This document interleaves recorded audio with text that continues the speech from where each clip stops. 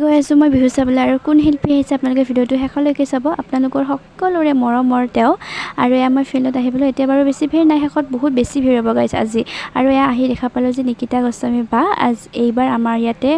Gandhi মৈদানত anchor হিচাপে আহিছে বাক দেখা পাই বহুত ভাল লাগিল আৰু আমি ফ্ৰেণ্ডবিলাকে মিলি খাব আহিলোঁ আৰু কথা পাতি পাতি আমাৰ ফাইনেলি মানে আহি গ'ল আমি যিটো অৰ্ডাৰ কৰিছিলোঁ আৰু মোৰ ফালৰ পৰা সকলোকে ৰঙালী বিহুৰ শুভেচ্ছা থাকিল সকলোৱে যে আনন্দ উল্লাহেৰে উপভোগ কৰে তাৰে কামনা কৰিলোঁ আৰু এয়া আহি পালোঁ আৰু আহিয়ে আমি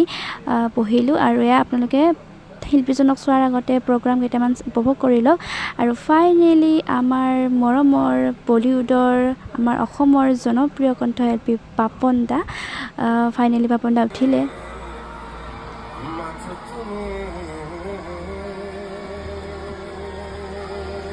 আৰু এজন অনুৰাগী পাপন দাৰ